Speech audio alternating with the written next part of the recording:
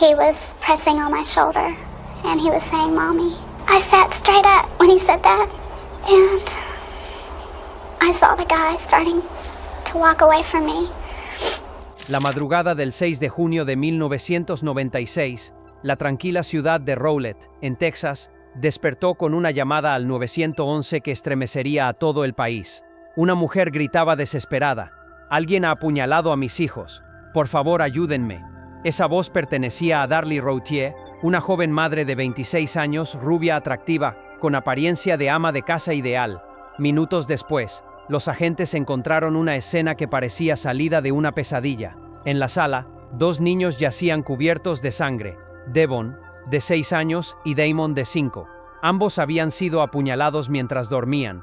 Darlie presentaba cortes superficiales en el cuello y los brazos. Su esposo Darin dormía en el piso superior junto al bebé menor, Drake, sin heridas. Lo que al principio pareció un brutal allanamiento se convertiría pronto en uno de los casos más controvertidos en la historia criminal de Estados Unidos. Según Darlie, se había quedado dormida junto a los niños frente al televisor. Dijo que despertó al sentir que alguien la atacaba, vio una sombra escapar por la cocina y en el caos, descubrió que sus hijos estaban gravemente heridos. Corrió tras el supuesto intruso cortándose con un cuchillo que, según ella, el asesino había dejado en la encimera. Sin embargo, desde el principio los investigadores notaron incoherencias. No había señales de entrada forzada, nada estaba robado, y las huellas de sangre parecían seguir un patrón que conducía desde los cuerpos hasta las manos de Darlie. Las heridas que presentaba eran superficiales, casi defensivas, más compatibles con un intento de autoagresión controlada que con un ataque real. La teoría policial comenzó a cambiar. La madre no era víctima, sino autora. Las sospechas se intensificaron días después, cuando un video casero mostró a Darlie en el cementerio, celebrando el cumpleaños póstumo de su hijo Devon. Sonreía, mascaba chicle, lanzaba globos al aire y gritaba "Feliz cumpleaños, bebé", mientras reía. La grabación se difundió por televisión y la opinión pública se volvió en su contra. Para muchos, esa actitud era incompatible con el duelo. Para los fiscales, era una muestra de su frialdad. Durante el juicio, la fiscalía presentó un argumento devastador. Darlie, abrumada por las deudas y la presión, había decidido matar a sus hijos para cobrar un seguro de vida y presentarse a sí misma como víctima heroica de un ataque. La defensa sostuvo que era una mujer inocente, traumatizada, y que la policía había destruido pruebas cruciales. El juicio fue una guerra mediática. El cuchillo, las manchas de sangre, los análisis de fibras, las cartas y diarios familiares, todo fue analizado, discutido, manipulado. Pero lo que más pesó en el jurado fue la escena del crimen. Ningún signo de intrusión, ninguna evidencia externa, y una serie de heridas en la madre que parecían perfectamente calculadas. En 1997, Darlie Routier fue declarada culpable del asesinato de su hijo Damon y condenada a muerte por inyección letal. Nunca fue juzgada por la muerte de Devon, aunque la fiscalía dio por hecho que ambos crímenes fueron cometidos en el mismo acto. Años después, varios grupos de apoyo y expertos forenses comenzaron a cuestionar el veredicto. Nuevas pruebas de ADN, halladas en las prendas y en la escena, no coincidían plenamente con Darlie. Algunos investigadores independientes sostienen que hubo errores en la recolección de evidencias y que el caso fue manipulado por la presión mediática. Hasta hoy, Darlie Routier sigue en el corredor de la muerte en la prisión de Mountain View, Texas. Ha pasado más de 25 años proclamando su inocencia. Sus defensores insisten en que fue víctima de un sistema judicial más interesado en el espectáculo que en la verdad. Su historia divide a quienes la escuchan. Para unos, es una asesina despiadada que mató a sus hijos por egoísmo. Para otros, una mujer injustamente condenada en un juicio viciado por prejuicios y errores forenses. Sea cual sea la verdad, la imagen de Darlie sigue grabada en la memoria colectiva. La madre de voz suave, con lágrimas en los ojos y sangre en las manos. La mujer que gritó pidiendo ayuda, quizá para salvar a sus hijos, o quizá para salvarse a sí misma.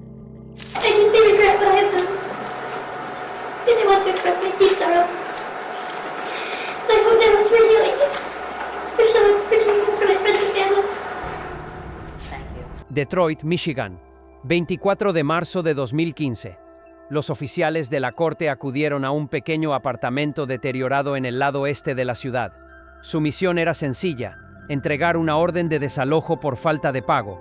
Pero al abrir aquella puerta, se toparon con un infierno escondido entre paredes sucias y cortinas raídas.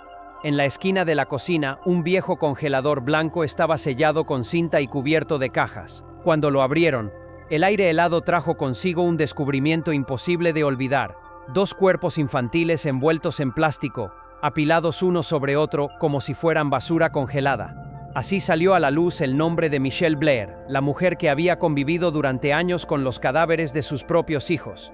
Blair, de 35 años, vivía allí con sus 2 hijas sobrevivientes. Los vecinos la describían como una madre estricta, a veces gritona, pero nada fuera de lo común. Nadie sospechó que sus hijos mayores, Stoney, 13, y Steven, 9, llevaban desaparecidos años. Ni en la escuela, ni en hospitales, ni en ninguna lista pública. Simplemente habían desaparecido, y nadie preguntó por ellos. Cuando la policía la interrogó, Blair no intentó negarlo. Sí, los maté, dijo sin titubear. Su confesión heló a todos. Contó que había descubierto que sus hijos mayores abusaban sexualmente de la más pequeña y decidió castigarlos. Jamás hubo pruebas de esas acusaciones. Pero ella se convirtió en jueza, jurado y verdugo de sus propios hijos. Steven fue el primero. Lo torturó durante meses. Lo golpeaba con cables eléctricos hasta que su piel se abría, le arrojaba agua hirviendo, lo asfixiaba con bolsas plásticas y lo obligaba a beber productos de limpieza. Cuando el niño ya no podía moverse, lo estranguló con sus propias manos y metió su cuerpo en el congelador. Para Michelle, ese electrodoméstico se convirtió en una tumba doméstica. 9 meses después, dirigió su furia hacia Stoney, su hija adolescente. La acusó del mismo supuesto abuso y repitió la secuencia de castigos: hambre, golpes, humillaciones, asfixia. Finalmente, la mató sofocándola con una bolsa. Después, apiló su cuerpo sobre el de Steven, como si fueran objetos olvidados. Durante 2 años completos, Blair y sus 2 hijas vivieron en esa casa junto a los cadáveres. Comían, dormían y veían televisión mientras el congelador guardaba su secreto. Las niñas sabían que no debían abrirlo jamás. Era el altar del miedo. Cuando se descubrieron los cuerpos, el caso estremeció al país. Los medios la bautizaron como Freezer Mom. En el juicio, Blair mostró un desprecio absoluto por la vida humana. Insultó a los fiscales, maldijo a los padres de sus hijos y gritó frente al juez: "No siento remordimiento por la muerte de esos demonios". Su frialdad se volvió viral. Los padres biológicos de las víctimas lloraban en silencio mientras ella los acusaba de ser los verdaderos culpables. Los espectadores veían en ella algo inhumano, una mujer sin empatía, convencida de haber actuado con justicia. Las hijas sobrevivientes contaron que su madre las amenazaba constantemente, que si desobedecían, terminarían como sus hermanos, que el olor a muerte era parte de su hogar. Sus testimonios sellaron el destino de Blair. En junio de 2015, fue condenada a cadena perpetua sin posibilidad de libertad condicional por 2 cargos de asesinato en primer grado y 1 de tortura. Hoy, encerrada en la prisión de mujeres de Huron Valley, pasa sus días en aislamiento. Ni las demás reclusas la toleran. Lo más escalofriante de este caso no fue solo el crimen, sino la indiferencia colectiva. 2 niños desaparecieron y nadie se dio cuenta. Ninguna escuela llamó, ningún trabajador social tocó la puerta, ningún vecino sospechó. Durante años, los cuerpos de Steven y Stoney permanecieron en un congelador mientras el mundo seguía girando.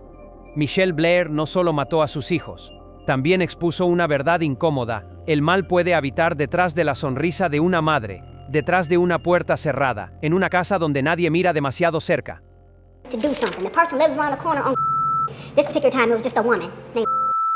Detroit, Michigan, 24 de marzo de 2015. Los oficiales de la corte acudieron a un pequeño apartamento deteriorado en el lado este de la ciudad. Su misión era sencilla: entregar una orden de desalojo por falta de pago. Pero al abrir aquella puerta se toparon con un infierno escondido entre paredes sucias y cortinas raídas.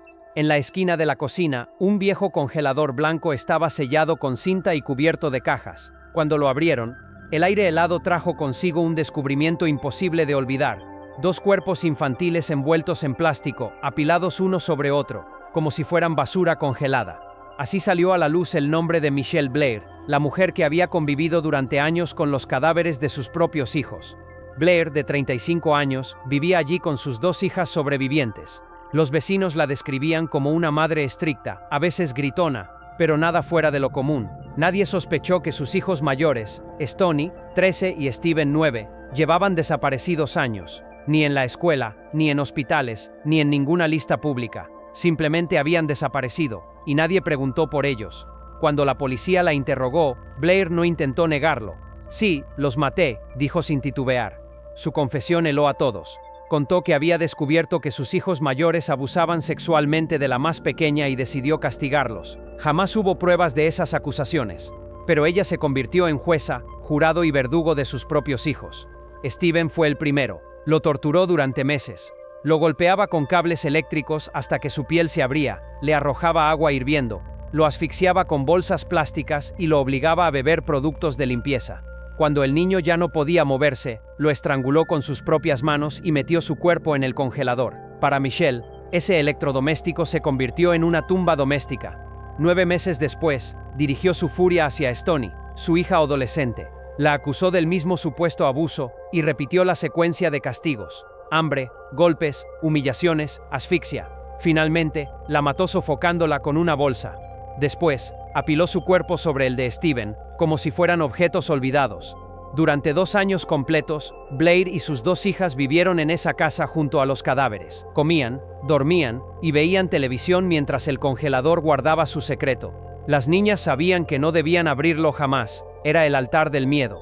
Cuando se descubrieron los cuerpos, el caso estremeció al país. Los medios la bautizaron como Freezer Mom. En el juicio, Blair mostró un desprecio absoluto por la vida humana.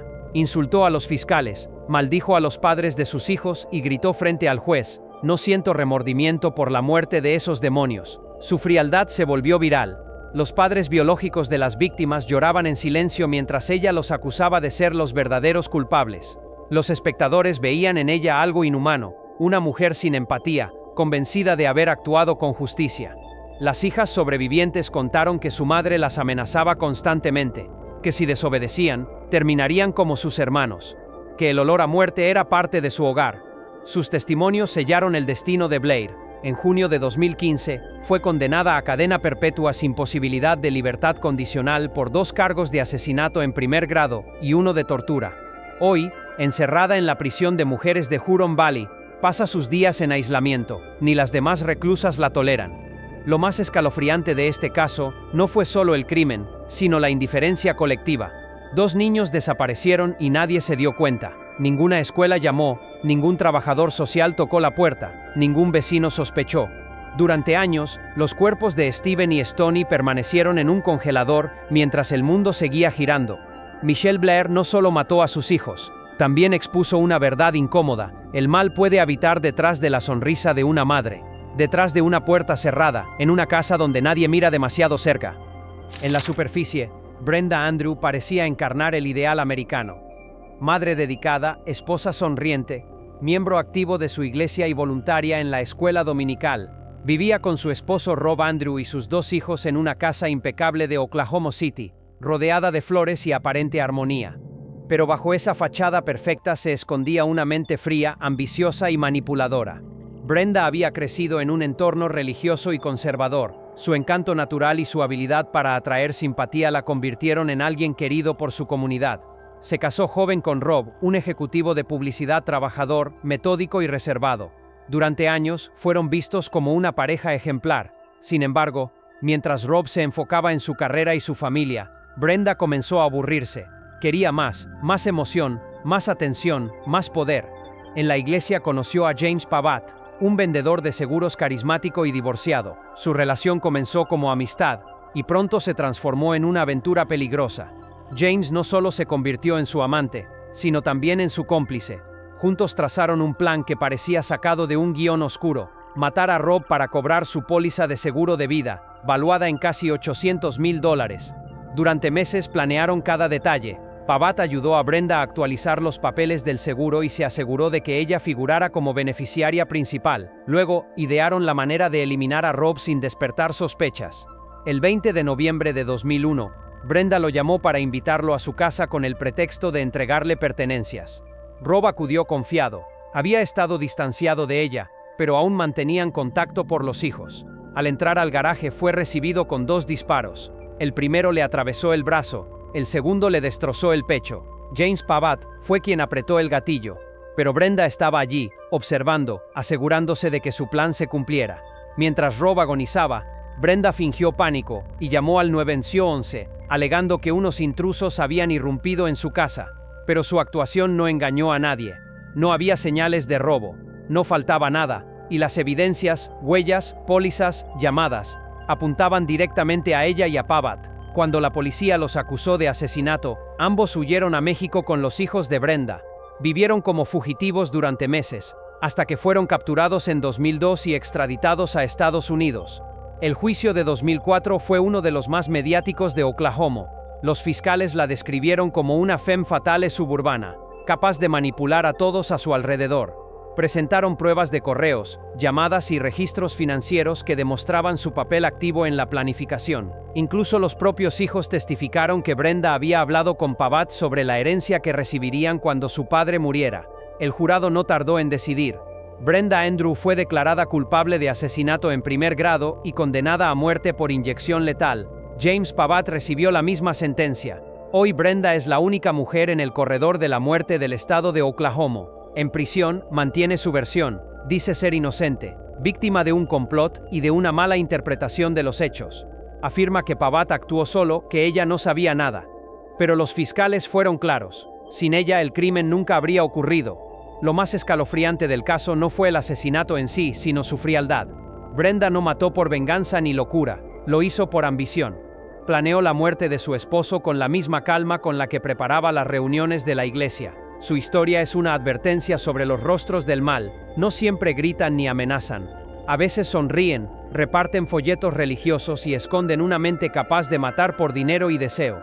Hoy, en su celda, Brenda Andrew sigue escribiendo cartas y apelando su condena, pero para el resto del mundo su destino ya está sellado. La mujer que usó la fe como disfraz y el amor como arma pasará sus días esperando la aguja que pondrá fin a su engaño.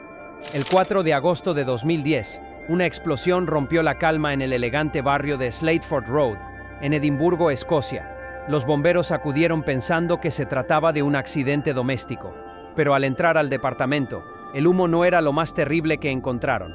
En 3 habitaciones distintas, yacían los cuerpos sin vida de Austin, Luke y Cecilia, los hijos de Teresa Riggi.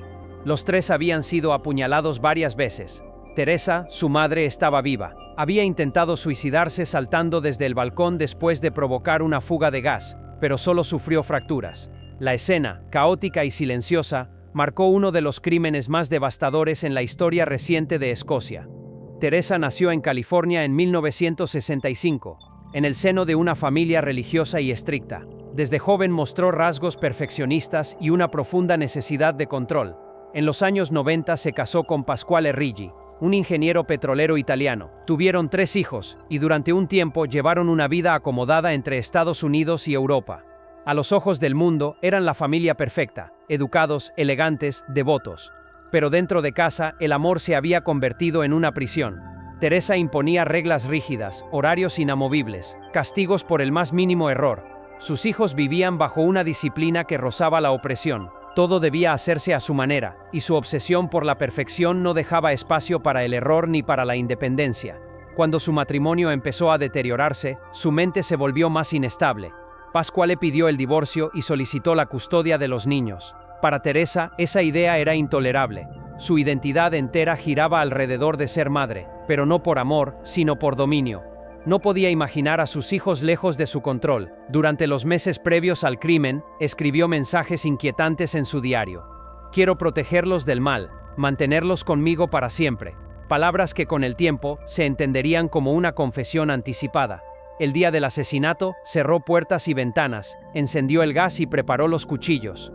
Primero atacó a los gemelos, Austin y Luke, de 8 años. Luego apuñaló a Cecilia, de 5, que intentó defenderse sin éxito. Cuando todo terminó, cubrió los cuerpos con mantas y se lanzó al vacío. Sobrevivió. La policía describió la escena como una pesadilla de silencio y sangre. Los 3 niños estaban aún vestidos con sus pijamas. No hubo gritos de auxilio, solo un acto rápido, deliberado y final. Pasquale Riggi, devastado, declaró ante la prensa que había advertido a las autoridades sobre el peligro que representaba su esposa. Dijo que Teresa había amenazado con hacer algo terrible si intentaban quitarle a los niños. Nadie lo tomó en serio, hasta que fue demasiado tarde. Durante el juicio, los psiquiatras concluyeron que Teresa sufría trastornos de personalidad narcisista y paranoide, además de depresión severa. pero también afirmaron que entendía perfectamente lo que hacía. No fue un impulso, sino una decisión consciente. Si no podía tener a sus hijos, nadie los tendría. En 2011, fue condenada a 16 años de prisión por homicidio culposo con responsabilidad disminuida. La sentencia generó indignación. Para muchos, era demasiado leve para la magnitud del crimen. Los fiscales sostuvieron que su deseo de protección era en realidad un acto de control absoluto disfrazado de amor. Teresa nunca cumplió su condena completa. En 2014, fue hallada muerta en su celda en la prisión de Corton Valley. Se había quitado la vida. Su muerte no trajo consuelo. Muchos la vieron como su último intento de controlar el relato, morir por decisión propia, igual que había decidido la muerte de sus hijos. El caso de Teresa Riggi sigue siendo estudiado por criminólogos y psicólogos como un ejemplo extremo del amor posesivo convertido en destrucción. No mató por odio ni venganza, sino por un amor enfermo que confundió protección con posesión. En su mente, la maternidad era un territorio donde solo ella podía gobernar, incluso si eso significaba matar a quienes decía amar. En la pequeña localidad de Raymond, Washington, nadie imaginaba que una casa blanca rodeada de árboles se convertiría en uno de los escenarios más crueles de abuso doméstico en Estados Unidos. Allí vivía Shelly Knotek, una mujer de apariencia amable y voz dulce, que ocultaba bajo su sonrisa un instinto manipulador y violento. Durante casi 2 décadas, su hogar fue una prisión para familiares, amigos y conocidos que cayeron bajo su control. Shelly nació en 1900. Desde niña mostró rasgos inquietantes, mentía con facilidad, necesitaba ser el centro de atención y disfrutaba dominando a los demás. De adulta se casó 3 veces. Con su tercer esposo, David Knotek, un veterano de guerra dócil y callado, formó la pareja perfecta para el horror. Él hacía lo que ella ordenaba. Ella daba las órdenes y las órdenes siempre dolían. Shelly se presentaba como una mujer generosa que ayudaba a quien lo necesitara. Invitaba a personas en situación difícil a vivir con ella temporalmente. Pero una vez cruzaban el umbral de la puerta se convertían en esclavos. Los obligaba a limpiar, trabajar en el jardín y soportar humillaciones constantes. Les quitaba la ropa, los hacía dormir en el suelo, los golpeaba, los quemaba con agua hirviendo y controlaba cada aspecto de sus vidas. Incluso sus propias hijas, Nikki, Sammy y Tori, fueron víctimas del mismo infierno. Su primera víctima conocida fue Kathy Loreno, una amiga que había perdido su casa y aceptó quedarse con Shelly unos días. Aquella visita duró años y terminó en muerte. Kathy fue sometida a abusos físicos y psicológicos tan intensos que su cuerpo comenzó a colapsar. Cuando murió, Shelly ordenó a David quemar el cadáver en el jardín. Luego les dijo a todos que Kathy se había ido a California a empezar de nuevo. Nadie la volvió a ver. Poco después, otra víctima apareció en su vida, Ronald Ron Woodward, un hombre de buen corazón que consideraba a Shelly como una segunda madre. Terminó convertido en su nueva presa. Lo golpeaba, lo obligaba a comer su propio vómito y lo torturaba durante meses. Cuando murió en 2003, el proceso se repitió. David incineró el cuerpo bajo sus órdenes, pero Shelly no se detuvo ahí. También sometió a su sobrino, Shane Watson, un adolescente rebelde que había ido a vivir con ellos. Cuando descubrió que Shane planeaba denunciarla, ordenó a David matarlo. El joven recibió un disparo en la cabeza. Shelly quemó su cuerpo y enterró las cenizas junto a las de Kathy. Durante años, la mujer mantuvo el control absoluto de su entorno. A los vecinos les mentía. A sus hijas las convencía de que todo era por su bien. Les decía que el castigo era amor, que el dolor purificaba, que ella solo buscaba corregir sus errores. Su carisma enfermizo y su manipulación psicológica eran tan fuertes que incluso David, su cómplice en los asesinatos, seguía creyendo que ella tenía razón. El fin llegó en 2003, cuando su hija menor, Tori, logró escapar y contactar a las autoridades. La policía excavó el terreno de la casa y halló restos humanos calcinados. El horror finalmente salió a la luz. En el juicio de 2004, Shelly Knotek fue descrita por los fiscales como una maestra de la crueldad, alguien que disfrutaba infligir dolor bajo el disfraz de madre y benefactora. Fue condenada a 22 años de prisión por homicidio y abuso extremo. David, su esposo, recibió 15 años tras aceptar su participación y cooperar con la investigación. En 2022, tras cumplir su condena, Shelly Knotek fue liberada. Su salida generó indignación en todo el país. Las hijas, que testificaron contra ella, viven con el trauma de haber crecido entre gritos, golpes y cadáveres ocultos. El caso de Shelly Knotek es un ejemplo devastador de cómo el mal puede disfrazarse de compasión. Ofrecía ayuda, pero lo que daba era destrucción. Su casa fue un experimento cruel sobre el poder y la obediencia, y las cicatrices que dejó siguen recordando que algunas prisiones no necesitan barrotes, basta con una madre que sabe cómo quebrar el alma de quienes la aman. En los años 90, Kelly Lane era la imagen del éxito joven en Australia. Rubia, atlética, carismática y disciplinada, destacaba como jugadora de waterpolo a nivel nacional. Su sonrisa aparecía en las fotos de torneos, su nombre en los periódicos locales, y todos creían que estaba destinada a representar al país en los Juegos Olímpicos. Nadie imaginaba que esa misma mujer ocultaba un secreto oscuro, una bebé que nació y nunca más fue vista. Kelly nació en 1975, en una familia respetada de Sydney. Desde adolescente se distinguió por su ambición y su obsesión por mantener una imagen perfecta. Era sociable, encantadora y al mismo tiempo experta en ocultar su vida privada. Mientras entrenaba y estudiaba para ser maestra, vivía atrapada entre la presión del éxito y el miedo a decepcionar a sus padres. Entre 1992 y 1999, Kelly quedó embarazada 5 veces. Nadie, ni sus amigos, ni sus entrenadores, ni sus parejas lo supo jamás. Ocultaba su vientre con ropa holgada, seguía entrenando incluso en los últimos meses, y después del parto, regresaba a su rutina como si nada hubiera ocurrido. 3 de los bebés fueron entregados legalmente en adopción. Uno nació muerto, y una niña llamada Tegan, desapareció sin dejar rastro. El 12 de septiembre de 1996, Kelly dio a luz a Tegan en el hospital de Auburn, Sydney. 2 días después, fue dada de alta con la bebé en brazos. Las cámaras de seguridad registraron su salida del hospital, y desde ese instante, Tegan desapareció del mundo. No existe certificado de adopción, ni registro médico ni testigos de su paradero. Esa misma noche, Kelly asistió a la boda de unos amigos. Bailó, rió, bebió champán. Nadie sospechó que horas antes había tenido un parto. Durante años, continuó su vida como si nada hubiese pasado. Trabajó, entrenó, mantuvo relaciones y jamás mencionó a la bebé. En 1999, durante una auditoría de adopciones, una funcionaria notó algo extraño. Kelly Lane aparecía con 5 embarazos, pero solo 4 bebés registrados. La investigación comenzó en silencio. Cuando la policía la interrogó, Kelly dijo que había entregado a Tegan a su padre biológico, Andrew Morris, un hombre con quien había tenido una breve relación. Pero Morris negó haber recibido o siquiera visto a la niña. Presionada, Kelly cambió su historia varias veces, que la había dejado con una familia amiga, que fue una adopción informal, que no recordaba los detalles. Las contradicciones la hundieron.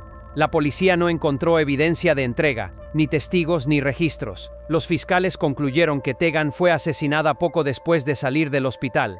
El juicio comenzó en 2010. La fiscalía la retrató como una mujer narcisista, obsesionada con su reputación, incapaz de soportar la vergüenza social de tener un hijo fuera del matrimonio. Sostuvieron que había matado a su hija para borrar todo rastro de su imperfección. La defensa, en cambio, argumentó que no existía prueba de homicidio, sin cuerpo, sin escena, sin confesión, pero el jurado no creyó en su inocencia. El 15 de marzo de 2010, Kelly Lane fue declarada culpable de asesinato y sentenciada a 18 años de prisión, con un mínimo de 13 antes de poder solicitar libertad condicional. Su caso dividió a Australia. Algunos la consideran culpable, otros, víctima de una justicia basada en presunciones. Sin embargo, ningún rastro de Tegan ha sido encontrado en casi 3 décadas. Los investigadores siguen convencidos de que la bebé murió el mismo día en que salió del hospital. Hoy, Kelly Lane cumple su condena en la prisión de Silverwater, en Sydney. Aún así, continúa proclamando su inocencia y afirma que Tegan vive en algún lugar, aunque jamás ha podido explicar cómo ni con quién. El misterio de Kelly Lane persiste como una de las historias más inquietantes del país. Una atleta brillante, admirada por todos, que construyó su vida sobre una mentira, y una niña cuyo nombre apenas sobrevive en los archivos judiciales, convertida en símbolo del secreto más oscuro de una madre, la desaparición de su propio hijo para proteger una reputación. Durante los años 70 y 80, una familia en Sacramento, California, vivió atrapada bajo el control de una mujer que transformó la maternidad en tortura. Su nombre era Teresa Gnor, y detrás de su rostro severo se escondía una mente dominada por los celos, la paranoia y la necesidad absoluta de control. Sus hijos la temían más que a la muerte, y con el tiempo, 2 de ellos la encontrarían. Teresa nació en 1900. Su infancia estuvo marcada por el abuso y la inestabilidad. Se casó varias veces antes de los 30 y tuvo 6 hijos. Howard, Sheila, Susan, William, Robert y Terry. Con cada matrimonio fracasado, su carácter se volvió más volátil. Era impredecible, violenta y manipuladora. En su casa no existía el amor, solo castigos, gritos y miedo. A medida que los niños crecían, su dominio se volvió absoluto. Controlaba lo que comían, cuándo dormían, y los castigaba por cualquier gesto de desobediencia. Podía golpear a uno durante horas mientras los demás miraban, obligados a presenciar. No quería hijos, quería súbditos. Con los años, su paranoia se enfocó en sus hijas mayores, Susan y Sheila. Decía que la estaban traicionando, que la maldecían o que querían destruirla. Sus delirios se mezclaban con un consumo constante de alcohol y aislamiento. Lo que siguió fue una secuencia de horrores que ningún niño debería vivir. El martirio de Susan. Susan era la más rebelde, la que todavía tenía esperanza de escapar. Después de una discusión violenta, Teresa le disparó en el abdomen. La bala quedó alojada, pero la madre se negó a llevarla al hospital. Con el paso de los días, la herida se infectó. Susan sufría fiebre, delirios y dolor extremo. Entonces, Teresa tomó unas tijeras, la obligó a tumbarse en el suelo y sin anestesia cortó el tejido infectado para curarla. La escena fue tan grotesca que uno de los hijos vomitó mientras los otros la sujetaban por orden de su madre. Cuando la infección empeoró, Susan pidió irse de casa. Teresa accedió, pero con una condición: debía confesar todos sus pecados antes de marcharse. Aquella noche la llevó al bosque de Lake Tahoe, la roció con gasolina y ordenó a sus hijos quemar su cuerpo mientras aún respiraba. Susan tenía 17 años. El tormento de Sheila. Un año después, Teresa fijó su atención en Sheila, su hija mayor. La acusó de ser una prostituta y una vergüenza para la familia. La encerró desnuda en un armario por semanas, sin agua ni comida. Los gritos se fueron apagando poco a poco hasta que solo quedó silencio. Cuando Sheila murió, Teresa ordenó a sus hijos deshacerse del cuerpo igual que habían hecho con Susan. El silencio. Los hijos sobrevivientes aprendieron a callar, sabían que hablar significaba morir, vivían con miedo, hambre y culpa. Teresa había logrado lo imposible, destruirlos emocionalmente sin necesidad de barrotes ni cadenas. Pasaron casi 10 años antes de que alguien se atreviera a romper el silencio. En 1993, la hija menor, Terry, ya adulta, denunció a su madre ante la policía. Al principio los agentes no creyeron su historia, pero cuando comenzaron las excavaciones en las zonas donde dijo que habían enterrado los cuerpos, encontraron restos humanos calcinados. Las pruebas coincidían. En 1995, Teresa Knorr fue arrestada en Salt Lake City, Utah. Durante el juicio, sus hijos testificaron uno por uno, describiendo con voz temblorosa años de abuso inimaginable. Ella permaneció impasible, sin una lágrima ni un gesto de arrepentimiento. Finalmente, se declaró culpable de 2 asesinatos en segundo grado y 2 cargos de conspiración. Fue condenada a 2 cadenas perpetuas consecutivas. Hoy cumple su sentencia en la prisión de mujeres de California, sin posibilidad de libertad. Los psicólogos que estudiaron su caso la describen como una sádica manipuladora, incapaz de empatía. No solo mató a 2 de sus hijas, obligó a sus otros hijos a ser testigos y cómplices. Los marcó de por vida. Teresa Knorr sigue viva, envejeciendo tras los muros de la prisión. Nunca pidió perdón. Nunca reconoció el horror que creó. Su nombre permanece como sinónimo del mal doméstico más puro. Una madre que convirtió su hogar en una cámara de tortura, que usó el miedo como lenguaje y que demostró que a veces el infierno no está bajo tierra, sino en la casa donde deberías sentirte a salvo. En las décadas de 1960, en los tranquilos pueblos del norte del estado de Nueva York, las muertes súbitas de bebés se explicaban con una palabra: muerte de cuna. Los médicos lo asumían como un misterio biológico, un destino cruel imposible de prevenir. Pero en el caso de Juanetta Hoyt, aquella etiqueta médica sirvió como una máscara que escondió durante años una serie de asesinatos imposibles de imaginar. Juanetta nació en 1946, en un entorno humilde y sin afecto. Desde joven fue insegura, dependiente, y buscó siempre agradar a los demás. Se casó a los 20 años con Tim Hoyt, un obrero tranquilo. En 1964 nació su primer hijo, Eric, y con él comenzó una cadena de tragedias que marcaría a todo un pueblo. Eric tenía solo 3 meses cuando murió repentinamente. Los médicos diagnosticaron muerte súbita del lactante, y la familia lo aceptó como una desgracia inexplicable. Pocos meses después, nació Julie. En menos de 3 meses, la niña también murió. Otra vez la misma causa. Los vecinos se conmovieron. 2 bebés muertos en un año. Nadie dudó de la madre, solo la abrazaron con compasión. Pero la historia volvió a repetirse. En 1966, y a los 3 meses fue encontrado sin vida. En 1968, Molly, con el mismo destino. En 1970, Noah, el 5º bebé, murió exactamente a los 3 meses. 5 hijos. 5 muertes idénticas. Todas atribuidas a un enemigo invisible. La comunidad, desconcertada, veía en Juaneta una figura casi trágica, una madre perseguida por la fatalidad. Los médicos, incapaces de aceptar una explicación distinta, seguían firmando certificados con la misma palabra, SIDS. Nadie se atrevía a pensar lo impensable. Pasaron más de 20 años.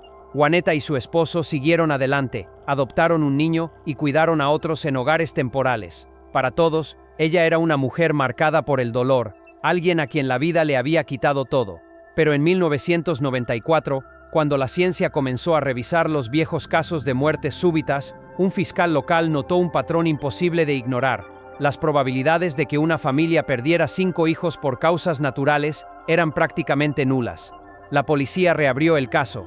Al principio, Juaneta se mostró tranquila, negó todo. Pero tras horas de interrogatorio, su serenidad se quebró. Su confesión dejó helados a los detectives. Ella misma había asfixiado a sus bebés, uno tras otro, con mantas o almohadas, simplemente porque no soportaba que lloraran. No habló de odio ni de locura, sino de cansancio. Dijo que el llanto la volvía loca y que al matarlos sentía alivio. El juicio de 1995 fue breve y devastador. La defensa intentó presentar a Juaneta como una mujer con deficiencias mentales, manipulada para confesar, pero el patrón, los detalles y la absoluta coincidencia temporal entre cada muerte eran imposibles de negar. El jurado la declaró culpable de 5 cargos de asesinato en segundo grado. Fue sentenciada a 75 años a cadena perpetua. No cumpliría la condena completa. 4 años después, en 1998, murió de cáncer en prisión, a los 52 años. Jamás expresó arrepentimiento ni dio una explicación coherente. Su caso dejó cicatrices profundas en la medicina forense. Durante décadas, los doctores habían confundido asesinato con tragedia. Después de ella, los protocolos cambiaron. Ya no se aceptaría más de una muerte infantil sin investigación exhaustiva. Lo más aterrador del caso de Juaneta Hoyt no es la cantidad de víctimas, sino su frialdad. Sus bebés lloraban buscando consuelo, y su respuesta fue el silencio eterno. 5 vidas apagadas por las mismas manos que debían protegerlas. Hoy su nombre se estudia en universidades de medicina y criminología, como un ejemplo extremo de cómo la compasión ciega puede encubrir el mal. Durante años, el mundo la vio como una víctima de la fatalidad, pero detrás de esas lágrimas estaba una asesina que aprendió a matar en silencio y a fingir que el destino era el culpable. Durante más de una década, la ciudad de Schenectady, en el estado de Nueva York, fue testigo de una serie de tragedias que parecían desafiar toda lógica. Entre 1972 y 1985, Mary Beth Tinning, una madre amable y respetada por sus vecinos, perdió a 9 hijos.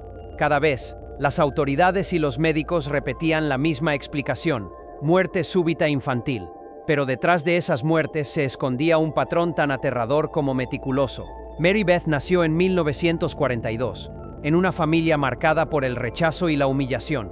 Su padre le hacía sentir que había sido un error, y aquella herida nunca sanó. Creció necesitando atención, afecto, aprobación. Se casó en 1965 con Joe Tinning, un hombre dócil y trabajador. Parecían una pareja normal, pero el vacío emocional de Mary Beth nunca se llenó. En 1972 dio a luz a su primera hija, Jennifer, que murió a los pocos días por una meningitis real. Esa tragedia le trajo una avalancha de compasión y atención que no había conocido nunca. Y quizás sin entenderlo del todo, Mary Beth descubrió algo. La muerte le daba lo que la vida le negaba. Meses después, nació Joseph. A los 5 meses fue hallado muerto en su cuna. Luego Barbara, Timothy, Nathan, Michael, Mary Frances, Jonathan y finalmente Tammy Lynn, la más pequeña. 9 niños, 9 funerales. Cada vez, el mismo ritual, lágrimas, flores, cámaras y la comunidad abrazando a la madre más desafortunada del mundo. Los vecinos la admiraban por su fortaleza. Los médicos pensaban que era víctima de un destino cruel. Pero en silencio, Mary Beth seguía repitiendo su ciclo: tener un hijo, recibir atención, provocar su muerte. El horror se mantuvo oculto durante 13 años. hasta que en las probabilidades de que 9 hijos de una misma madre murieran naturalmente eran prácticamente nulas. Una investigación forense reveló signos de asfixia en los cuerpos de varios niños. En los interrogatorios, Mary Beth terminó cediendo. Confesó haber sofocado al menos a 3 de sus hijos, Timothy, Nathan y Tammy Lynn. Cuando los agentes le preguntaron por qué lo había hecho, respondió con una frialdad escalofriante. Ya no los quería, me molestaban. No habló de locura, ni de voces, ni de venganza, solo de fastidio. Sus palabras fueron suficientes para helar la sangre de los investigadores. El juicio comenzó en Fue condenada por asesinato en segundo grado de su hija Tammy Lynn y sentenciada a 20 años a cadena perpetua. Su esposo Joe nunca la abandonó. Declaró que seguía creyendo en su inocencia y la visitó durante años en prisión.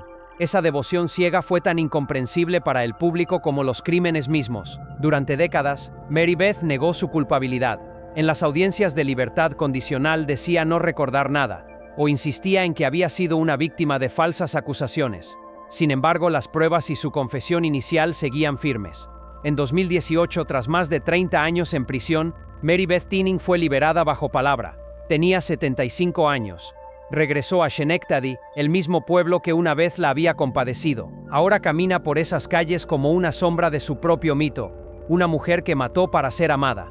El caso de Mary Beth cambió para siempre la manera en que la medicina aborda las muertes infantiles. A partir de entonces, ningún médico volvió a aceptar múltiples muertes súbitas sin investigación exhaustiva. Pero más allá de las reformas, su historia dejó una marca imborrable, la demostración de que la necesidad de amor, cuando se distorsiona, puede convertirse en la forma más peligrosa del mal. Mary Beth no mató por odio ni placer, sino por la desesperación de sentirse vista. Y esa verdad, tan humana como monstruosa, sigue siendo lo más perturbador de su legado.